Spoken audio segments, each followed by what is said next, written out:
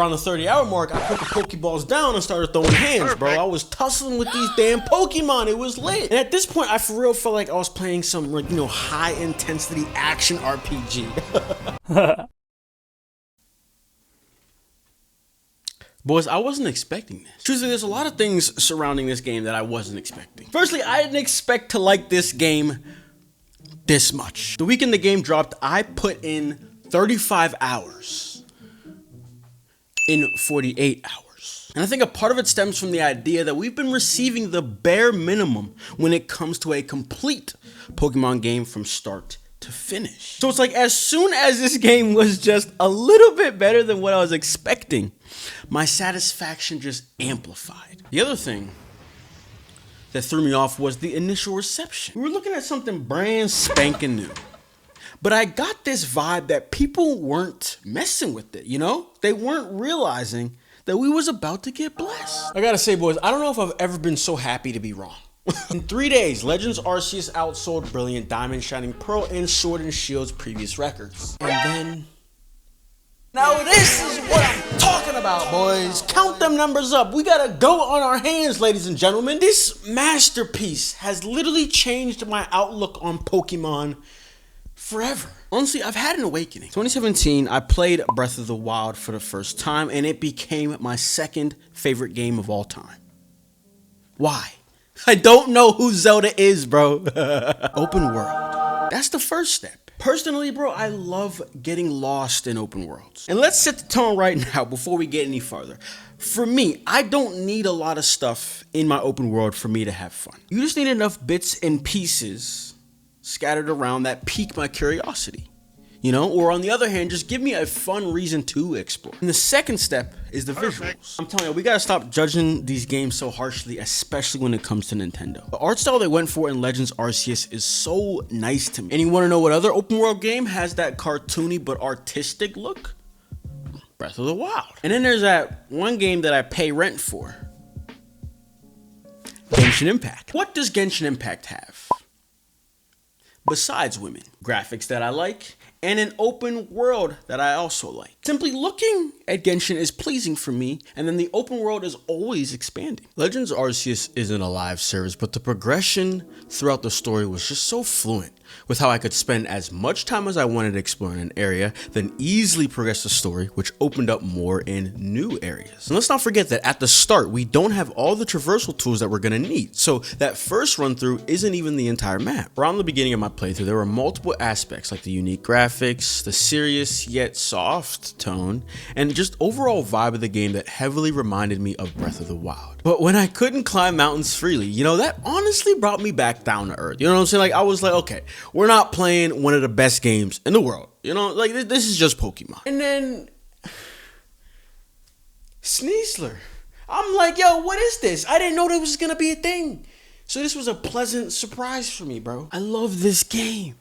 I love it. I don't know about y'all, but I was exploring excessively versus doing the actual story. And so for me, keeping up with that increasing rank that was needed to progress was not a problem for me at all. Honestly, I went directly from rank 4 to rank 6 because I did so much extra stuff in a single mission. And that is something so interesting about this game. I have never cared about catching them all. Honestly, I still don't. If we're not talking about Legends Arceus. The way this game made me want to be a Pokemon master. Hey, who want to smoke, huh? Stanley? Bring your tall ass here, boy. Hold on. Let's talk this out. Oh. Hold on, girl. I know you. What's her name again? Isn't that, Candace? Can this dick fit in your mouth? Stupid ass. I'm sorry. What the fuck, man? That was uncalled for. I was literally trying to catch everything that I saw. And the thing is, there's multiple ways to catch these Pokemon. But regardless of what option you took, it took some focus, you know, some Pokemon more than others, but overall, that catching process became addicting. You catch one Pokemon, and then like you see some more, so you just keep on going. Around the 30-hour mark, I put the Pokeballs down and started throwing hands, bro. I was tussling with these damn Pokemon. It was lit. And at this point, I for real felt like I was playing some, like, you know, high-intensity action RPG. You see Bronzong using freaking Flash Cannon on me and shit. And then the Bronzors, I think they was using Confusion. It can't be Psychic, you know, those are the little boys. Bro, I'm bobbing, you know what I'm saying? I'm weaving it, yeah, shit, you know what I'm saying? Throwing my shit, bro. I love this game. I freaking love this game. And the next thing you know, I've completed 4 tasks for Bronzong, yet I was just playing Dark Souls Pokemon. I was having fun. I love this game, man. But let's calm it down.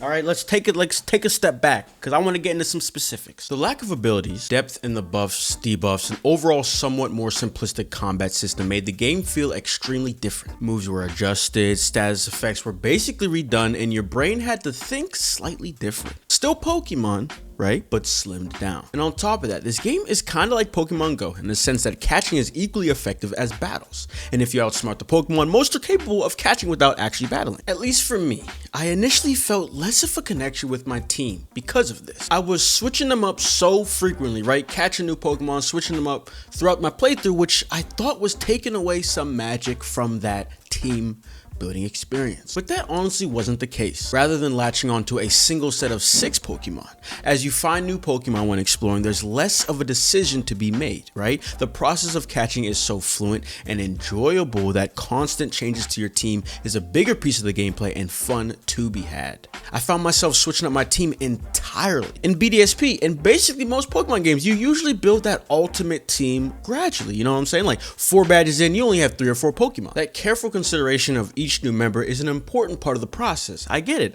But in Legends Arceus, you're probably gonna have 6 Pokemon at all times, honestly, from the jump. And at the end of the day, you're gonna need it. And we're gonna get into that in a second here, but the whole time, you're still planning ahead for that real final team, right? Your lineup is ever changing, and it's just a cool different dynamic that I enjoy. And to top it off, the simplified combat system made that team building process so much less tedious as well, which is a big component as to why there's less factors involved with the team building. You know what I'm saying? Since Pokemon don't have abilities, there's less to worry about, stress about, search for. Plus, I noticed it's pretty easy to find Pokemon that had like egg moves or just special moves in general.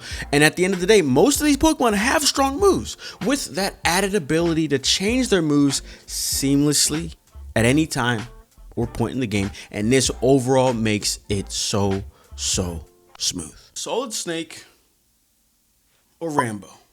The choice is yours. Honestly, the difficulty in this game is one of the more interesting aspects. Playing like Solid Snake means sneaking up on Pokemon, learn them with your endless amount of orange berries, which I'm not actually sure where they're coming from, but it works out. And remember, this is just as effective as battling.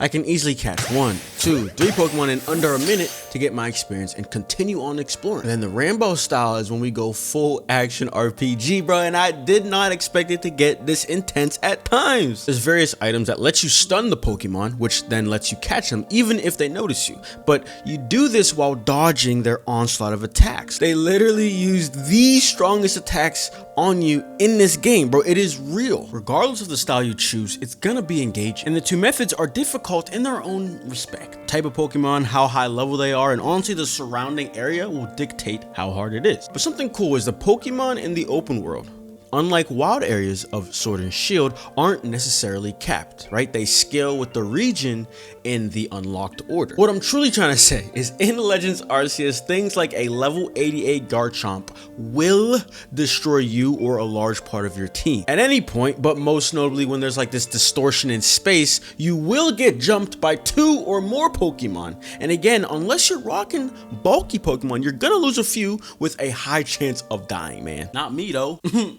Y'all know I'm different, come on now. I honestly explored more than usual and was severely higher level than the story battles at some points in my playthrough, but one thing didn't change. The battles in the open world continued to challenge me from time to time. I started out by fighting alpha Pokemon regularly, and I was having some trouble just surviving. But as I progressed, this turned into me having trouble just catching them without losing my whole team. My point being, the game still retained some level of difficulty even by the end. And I think this is very important to remember. It also helped that I constantly was swapping out my Pokemon like I talked about earlier, which honestly is a nice way to mitigate yourself from being too overleveled. And to add on to this, man, money can be tight, which means I needed to craft more, which means I need materials. So there was times, at least for me, that I had to take a break from any kind of progression and grind to catch up a bit. And I feel like most who played this game will have had to have done that for one reason or another. So at this point, we have somewhat of a demanding game. And like I said, this is extremely important when talking about Pokemon, as it's been way too long since we've had to use any brain cells to get through the main game. The gameplay is probably the main reason why I believe Legends Arceus should just be destroying all kinds of sales records. For what feels like the first time, we are finally playing a Pokemon RPG that is a coherent contender if matched against all the other typical JRPGs we know today. I'm not saying that it's perfect, it has flaws, but this is the best product the Pokemon Company has put out in years. I love this game. Honestly, this area is an interesting one because I opened up this video praising the visuals and the open world, but both could be heavily criticized as well. On one hand, the artistic art style fits Pokemon and Nintendo aesthetics perfectly, but I will admit there is still room for improvement. Although I would still argue a little bit, but I digress for now. But past the looks, the more important part is the feel. And I'm separating them, but Arceus looks smooth, just like how it plays. Movement in open world games, I think, is overlooked. Like, why aren't we talking about movement when 70% of my gameplay is gonna be moving? The traversal mechanics are perfect in Legends Arceus. Going from land, up a mountain, to the sky, then down to the ocean is so cool. I've never had a game do it so fluently and smooth like this too, and that's saying something. You can tell all the things they learned from past Switch Pokemon games leads us to this game in a way that works so well for the franchise. Like, it really feels like every previous game was just practice. But if we talk about the open areas themselves, look, I said it earlier, I don't need a lot in my open worlds. More so, it just needs to be engaging, and Legends Arceus sort of did that.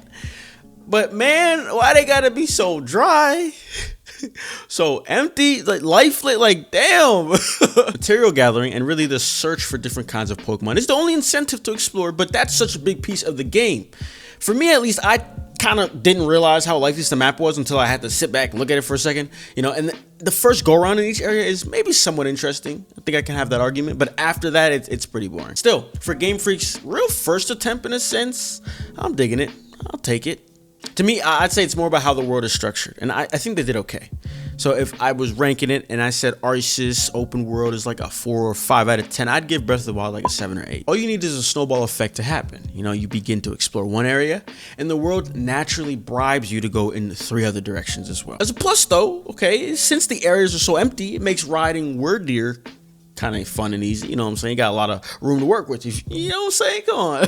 I would say the story in this game is a hit or miss, which honestly is kind of how it is for every Pokemon game now that I'm thinking about it. But similar to the BDSP remakes, if you like Sinnoh, you probably were interested in those remakes. So since this story is all about Sinnoh, which I like, I enjoyed the story. And I feel like it had a lot of fun to it, man. It gave me some Sun and Moon vibes in a way that, like, it felt intricate. Like, I know Pokemon stories aren't intricate, but there just was a lot going on for me in my head, you know, while playing this. They keep talking about some almighty Sinnoh. I'm like, what are y'all talking about? I'm still wondering why Arceus stripped me away from my family, friends, my normal life without my permission and just dropped me back in time in this harsh region saying, yo, go catch some shit. And then Ingo appears. Now, Candace, what the freak is going on? Like, bro, the whole time I'm just questioning everything. But it's like the game's doing its own entire thing. Diamond Clan, Then towards the end, the dots do start connecting a bit, but regardless, the whole time I'm intrigued and interested. So overall, I like the story.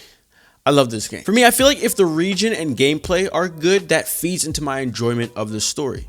I don't know if that sounds weird, but if I'm being honest right now, I forget a lot about Black and White story, Black and White 2, but what I do remember is the game and region is Pure Flames, so I just kind of do the math. I feel like they just come together with each other. As of now, I completed the main story and I've been doing endgame stuff, which is seemingly pretty expansive. I will say, after the main story ended and I'm looking at the credits, bro, I had this feeling of like, I'm not done yet. Like, I might just be getting started. Which is crazy. I've never felt like that from a Pokemon game, besides, you know, getting ready to do competitive battling. But I do not care to catch them all. It's just that that statement doesn't hold true if Pokemon Legends Arceus is a part of that conversation. As of right now, I don't know if Pokemon Legends Arceus is the best Pokemon game, but it is 1000% in the conversation. If you enjoy an open world experience, you're gonna enjoy this game. That's a guarantee. And so from that perspective, if somebody were to call it the best Pokemon game, I'm not arguing in any sense, you know? I kind of agree. I just think that these games need to marinate the same way my opinions sort of changed for Sword and Shield. I'm gonna let this sit. For now, it's 100% probably my second. We'll see how that changes over time. I mean, that's it. What more do you want me to say? You know what I'm saying? I'm about to go play the game, though. So y'all be easy, subscribe, like, all that shit. Whatever, bro. I love you.